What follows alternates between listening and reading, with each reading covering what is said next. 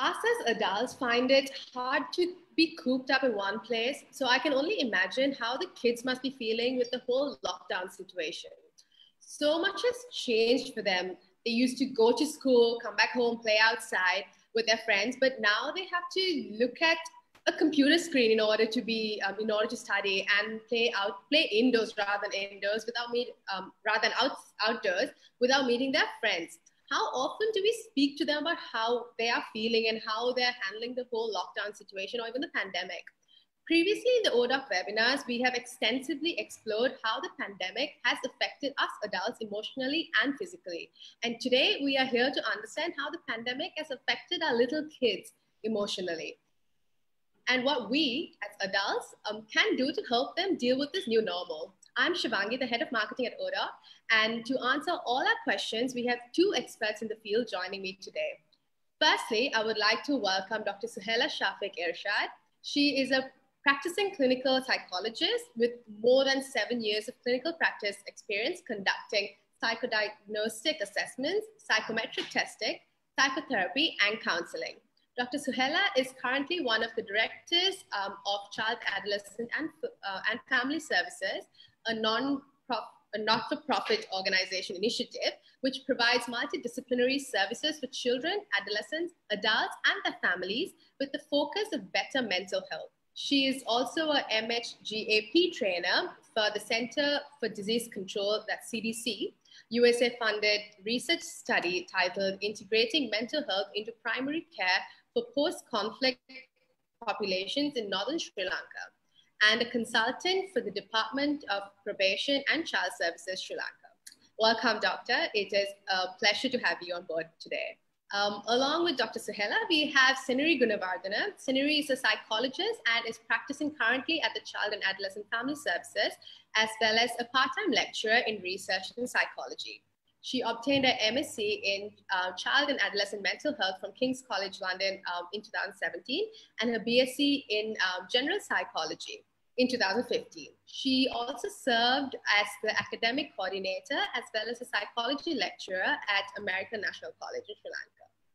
Welcome to both of you. Thank you so much for taking time out of your busy schedules to be here with us today in discussing what I think is a really important topic and a topic that most people don't really talk about. We talk about adults and their mental health, but I've never really heard people talking about mental health in children. So if you are ready, I would like to jump straight into the questions. Also to the viewers, I'm really sorry there's mosquito fogging happening outside my house, so it's a bit noisy, but I'm really sorry. But just to go on, to all the viewers who are watching, if you have any questions that you would like to ask Dr. Suhaila or Senuri, please do send it to us via the comment section below or DM it to us. So if you are ready, I would love to jump straight into the questions. Yeah, of course. Go ahead. Thank you. So the first question I had was, like I said earlier, the pandemic has affected every single one of us adults. How would you say the pandemic has affected the children emotionally? And are there any significant signs or signals that parents should keep an eye out for?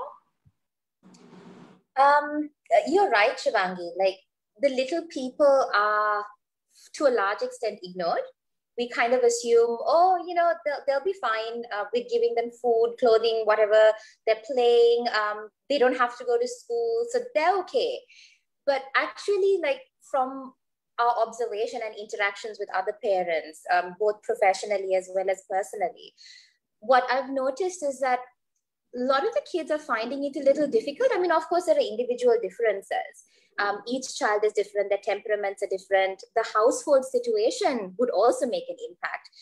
The parents' personality, how they're dealing with the situation, so many variables, the condition at home, they'll all tie into this. And also the child's temperament itself, what sort of nature does the child have, would also impact this. But overall, what we found is that a lot of children are finding it difficult to navigate through this period, both emotionally, and then the emotions then translate into behaviors.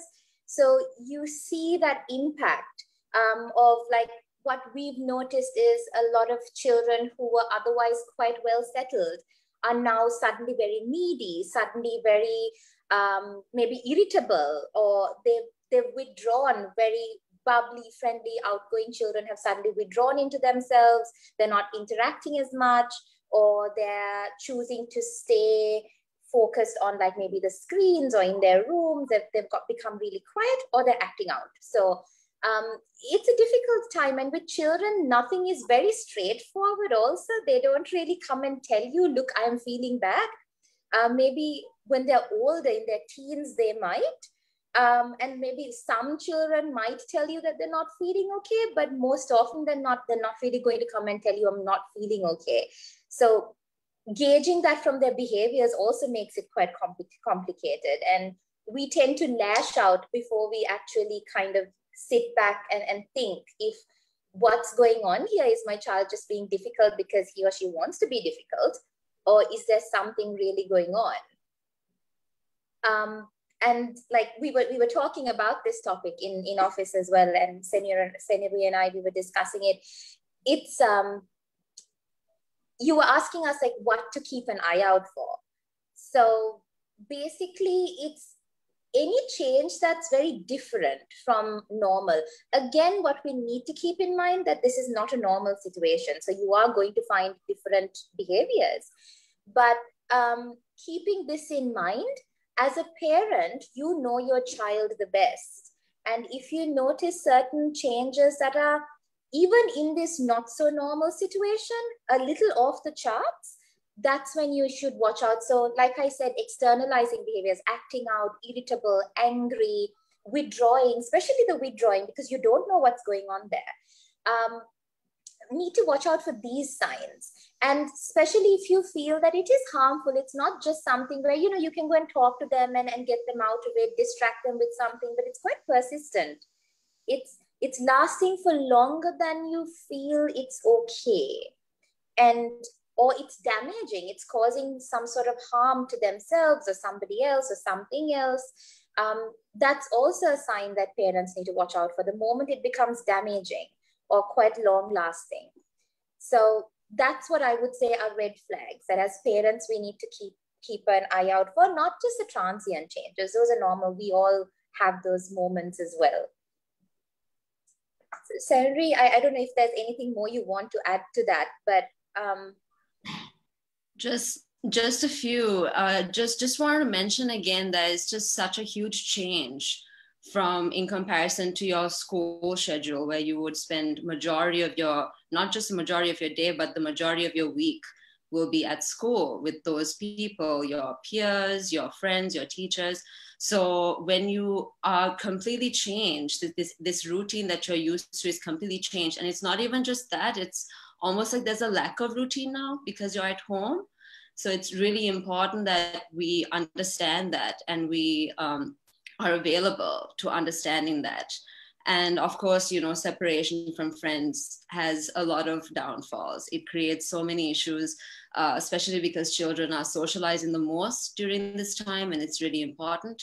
So it's important that we are mindful and aware of these changes and how that's going to affect children. Great. Yeah, sorry, Dr. Yeah. Something Senuri said about how isolation goes against human instinct. She was talking about a study that was done. I won't go into that, but she was talking about this particular study, and that's true. Like right now, we are living very isolated lives, and like for our children, their primary social group is parents, friends, and teachers. But you know, 2/3 of that has just been wiped out. So it's hard. It's hard because they're not going to know. And then also as parents, how much can we give? We're suddenly our children's entire world. We are their teacher, their friend, their parent, their everything. So how much can we sort of give in this situation as well? So that's also kind of leading to all of these difficulties, because we are also kind of giving and giving and giving, and it's depleting us as parents as well. Definitely, definitely. Something that stemmed from what both of you said was my next question. you basically said that kids are so used to spending most of their week in school around their teachers and their friends, but now they've been deprived of it, where it's only their family, like said, in most cases, maybe their mom, dad, grandparents, if they're lucky, and like their siblings. So how can parents support their children to deal with this new normal of being away from their friends, school, and adapting to this whole learn from home environment where they have to learn via a screen, like, which is very different for kids to even like understand at this age. So how do you think that should be, like, what advice would you give parents? Well, I think sticking to a routine is really important for children. They thrive on that. And, you know, predictability provides security for children. So when they know that I have to do this much of work every single day, I need to wake up at this time, I have bedtime at this time, and you keep that schedule. But at the same time, you need to strike a balance between maintaining that routine and being flexible. Like, for example, if your child seems really upset about something, then maybe you can, you know, let it go. Or even on the weekends, you can change it up a bit. And yeah, and the other thing is, I feel like online school in general is so hard. It's so difficult. Like, as a teacher, like from my perspective, it's difficult. It's from their perspective, even university students struggle with this. So how can we expect like children who are going to school, who are in primary grades, to cope with this type of thing? It's so hard. So we need to be very, very understanding. We need to be kind. Their attention span is anyways short because they're children. So we have to make amends, to, you know, make changes to make sure that we're there to help them adapt to this new normal. Suhaila, anything to add? Yeah. And I think also reevaluating your expectations.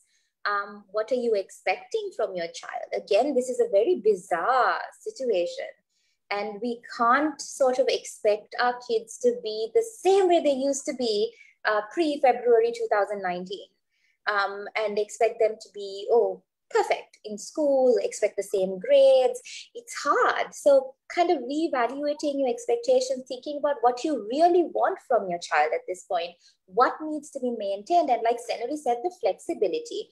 Yes, schedules, routines are important. It provides security. But knowing where to go, it's fine. Let's just have a late night today. It's fine. Let's make the usual 1 hour TV time 2 hours this week. That's okay.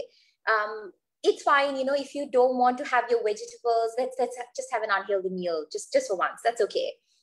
Like knowing where to be flexible with your kid also.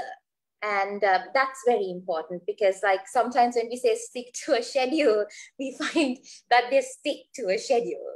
And that's not helpful also, where the child doesn't feel heard. And it's hard. You can't have that regimented approach as well. So it's that balance and your expectations at the end of the day.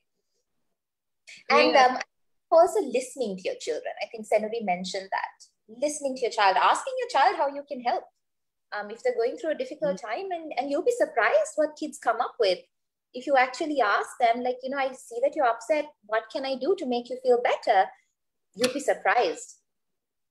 Definitely. They can be way more direct than you think. For sure. My third question was something you guys have already answered in the second question, which was obviously what changes should parents make. But I have another question that came to us anonymously through our DMs, which I think is a really important question. How important is it to ask children how they feel about different things that's happening? How important is it to speak to your kids at a young age about what they're feeling, what their emotions are, to help them like navigate through their emotions? Because we sort of do it as adults. I would ask my best friend, something like that. But then for kids, how important is it to have that sort of relationship with your child as a parent? Senuri? You go for it if you want. Yeah. Oh, okay. Well, I feel that anyways, maintaining good communication with your child is essential. And again, just as Suhaila said, just ask them, how do you feel? Express how you feel in some way. It can be through music, it can be through art, it can be through some sort of like just action, it can be something, right? So children are way more straightforward than you think they are about their emotions. It's really important to ask them how they feel about certain situations, their take on different things. And I think it's also really important in general to just keep your kids informed in general, because even now they're experiencing such a huge change. Even like all of a sudden they need to wear masks, they need to sanitize constantly, they need to be really careful when they step out of the house. So all of these changes, they need to have reasoning for it, or else it's just like you're creating this unnecessary fear and this unnecessary doubt or stress in your child when they're not explained why do we do these things. Yeah. And I think I started off with saying how like we just think, oh, children will grow, they'll be fine, they'll figure it out. We don't need to tell them we're taking care of everything, but that's not necessarily true. They need a lot of support from us. And it's super important to have that open communication. And we kind of assume children are dumb in a sense, or they won't get it. But they're a lot more intelligent than we think. It's just that they may be limited in their ways of communicating that. For all the right reasons, they're still small, they haven't acquired those skills. So having this open dialogue back and forth, sitting down and asking your kid, tell me what you're feeling, or tell me what's going on. They may not necessarily tell you in those big people words what they're feeling, but they might show you, or they might say it in a different way. They're not going to directly tell you half the time, but they'll somehow communicate it to you. And that's a very important, how do you say, a trend, or like a very important habit to start at a very young age, to be able to openly communicate. Most of us, we don't say things. We expect people to read our minds and figure it out.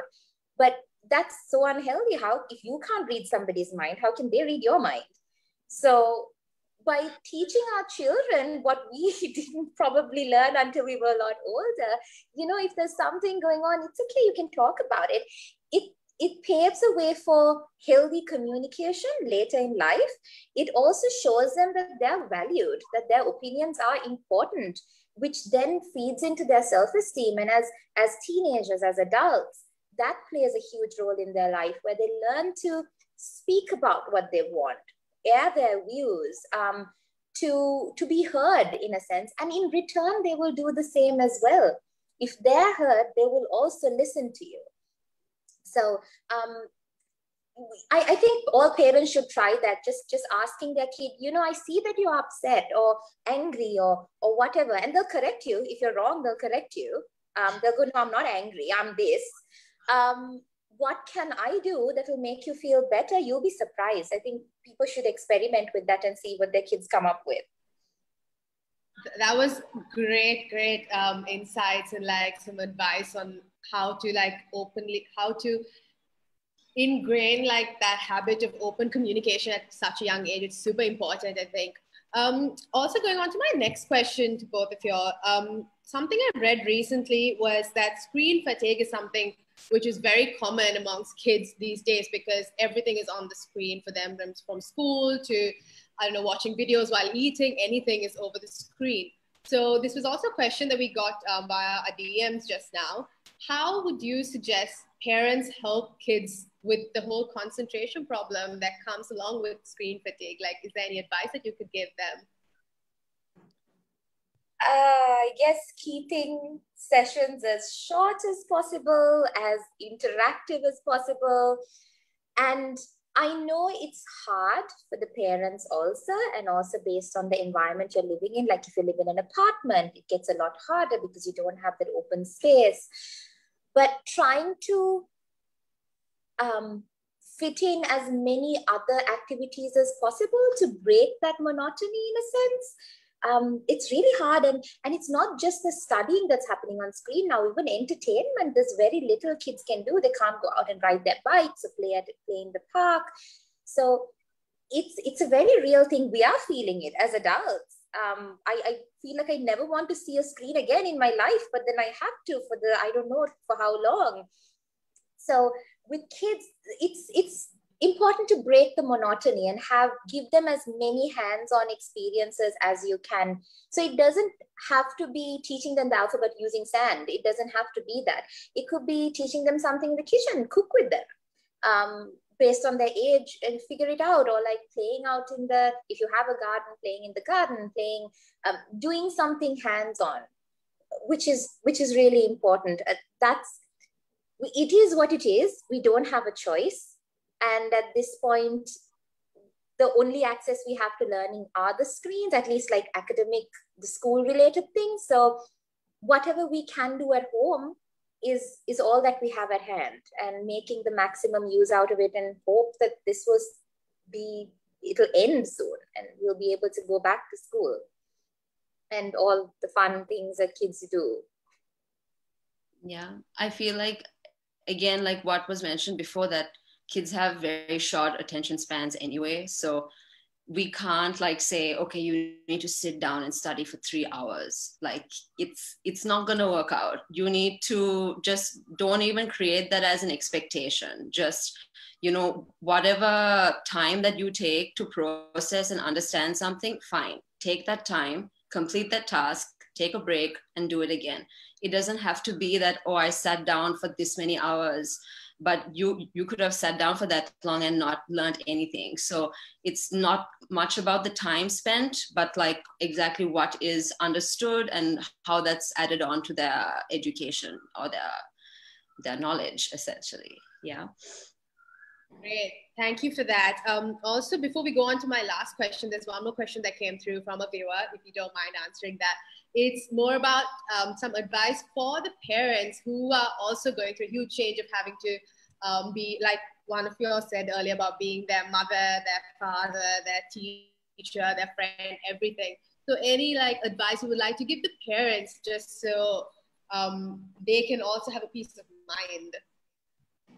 Yeah, we forget the parents half the time. Like we forget the kids, we forget the parents too. It's important as parents to first learn to be kind to yourself, to be mindful, I think, about what you're going through or what parents are going through. It's not easy. Again, we know so little about what's happening out there, the uncertainty. Also, there may be financial struggles, financial uncertainties. You may have friends or loved ones who've fallen ill. So it's really difficult. And so being mindful of our own emotional well-being at this point is really important for multiple reasons. One is because that anxiety is not good for me. And on the other hand, when we are anxious or upset, we are going to project that onto our children. Even if we try very hard not to, children are like sponges. They're going to feel it. They're going to absorb it from you anyway. And on top of what they're going through, the situation is going to be exacerbated, where they're now not only anxious on their own, but they're taking this from you as well. So it's just not healthy overall. So just being mindful about your well-being, your capacity as a parent also. I mean, Senuri, like you were talking about that as well, right? Like being aware of your own capacity. Yeah. You were just saying that some time ago in one of our discussions. Yeah, 100%. Yeah, I feel like, you might have been a completely different type of parent before the pandemic, and now you're completely different because you're facing different obstacles. You're facing an entire different environment for a child to raise a child, like, on a full-time basis, 24/7. And I feel like, just to add on to what Suhaila said even earlier, just like how you're reevaluating your expectations of your child, you need to reevaluate your own expectations of yourself. Because again, you cannot set, the higher standards for yourself as a parent, especially now when things are so different and difficult. You have to set up realistic, goals for yourself so that you don't set yourself up for failure and disappointment.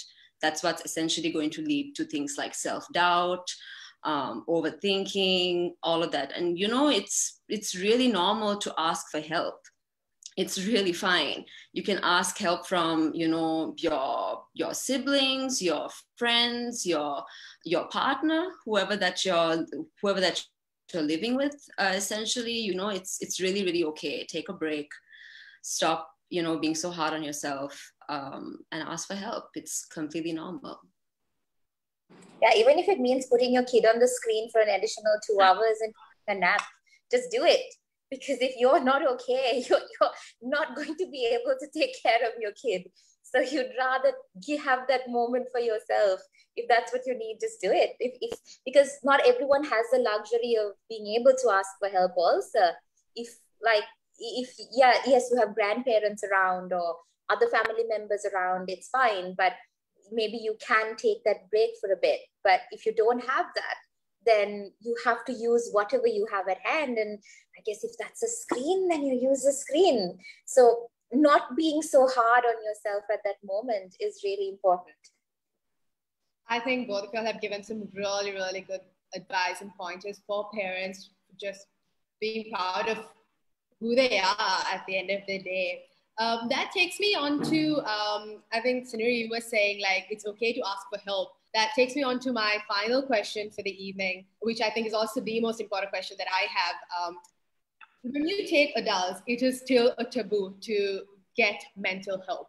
Going to a psychologist or a psychiatrist, it is still something people don't talk about.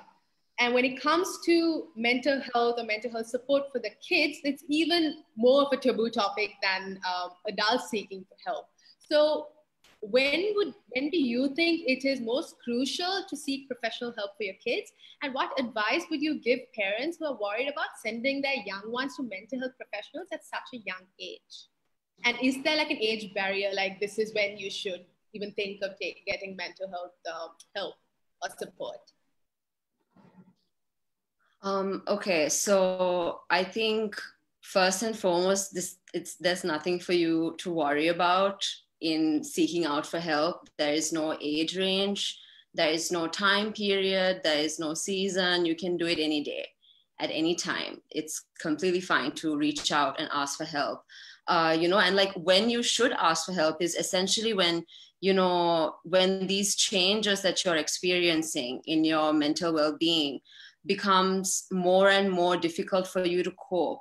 And when that's creating changes in your daily schedule, when that's creating changes in your daily habits and, you know, the way you feel about yourself, that's essentially when you should look out for help. And, you know, you might think that you might think that you've tried everything, that, oh, I spoke to my friend, I spoke to this one and that one, and you're even coming to this webinar. That is still you trying to find other ways of helping. But if nothing is working out, then please like reach out for, you know, a psychologist, and, you know, try to get your problems across. It's completely fine. Prevention is better than cure. Even if you anticipate some sort of thing, it's completely fine to go out there and reach out for help. Yeah. We have a lot of folks coming in where they just go, you know, this thing is coming up in the near future and I just want to clarify or just talk out loud about these thoughts in my head. And sometimes it helps to have an objective third person's opinion, someone who's not invested in your everything, who'll give you that honest breakdown of what's going on and just support you through that. Sometimes it's just decision making, right? It's just, oh, I've got this job offer, but I'm in this job. I don't know what to do. It's a really good offer, but I'm also happy here. So it might just be, it doesn't necessarily have to be a distress that leads you to help. Sometimes it can just be to clarify a doubt.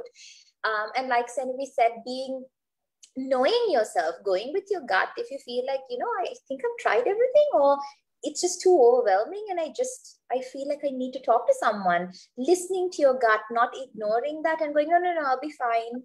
Listening to your gut and reaching out. There's no shame in reaching out, actually, because prevention is so much better than cure. Everything just gets complicated after a certain point in time. So it's best to reach out before it reaches that. And if you're worried about sending your child in for help, you go and talk to someone. We have parents who are constantly calling us up or writing to us or coming over going, I am facing this problem at home. And I've done this. I don't know if I'm doing it right. Just wanted to come and talk to you about it. Or I'm feeling this way. I just wanted to, have a chat about it. Because I don't feel like I can talk about this to anybody else, so I don't want to be judged. So it's very confidential, and they like that comfort of that confidentiality. So they come and talk to us. And there's no harm in taking a child for therapy, but it's really important to find the best fit also. Someone you're comfortable with, a therapist you're comfortable with, you can have honest, open discussions with, who will be able to support you in the best way and your child in the best way.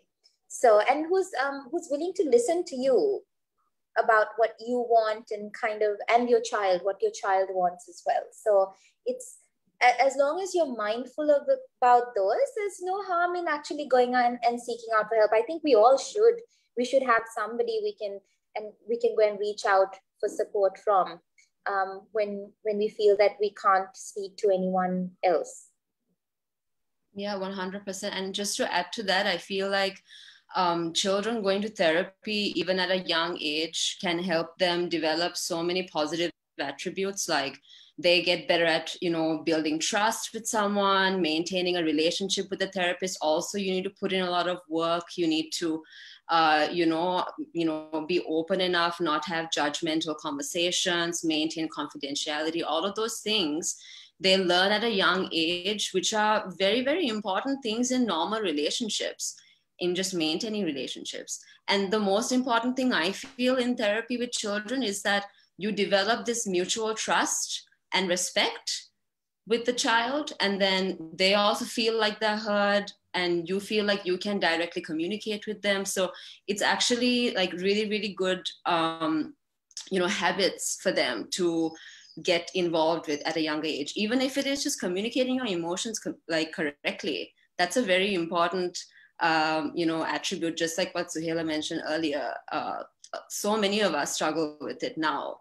Let's just try to make sure that the younger generations don't have to struggle with it, just like we did. Definitely. Thank you so much once again. We've come to the end of our webinar. It's been an absolute pleasure to have both of you, Dr. Suhaila and Senuri. Thank you so much for taking the time out to touch and talk about such important things from the child's perspective, from the parent's perspective, and for giving such great insights and advice to everyone, and for taking all the viewer questions, which obviously we weren't prepared for, but thank you so much. It's been an absolute pleasure hosting this webinar. Thank you once again. Thank you so much for having us. It was our pleasure to be able to speak here today. Thank you so much. Thank you. So to all the viewers, if you're facing any concern, COVID-related or any symptoms, or if you just want to seek any sort of help or medical advice, oDOc is there for you. We have over 1,000 doctors on the platform, so you can consult them at any given time of the day. So having said that, for our next webinar, if you have any specific topic you would like us to explore, please do send us a DM, and we will be sure to have a look at that. So once again, thank you, Dr. Suhaila and Senuri, for taking the time. Thank you so much. So I will meet all of y'all again in a few weeks with another webinar. Until then, it's Shivangi signing off from oDOc. Thank you. Thank you. Thanks, everyone. Bye. Bye.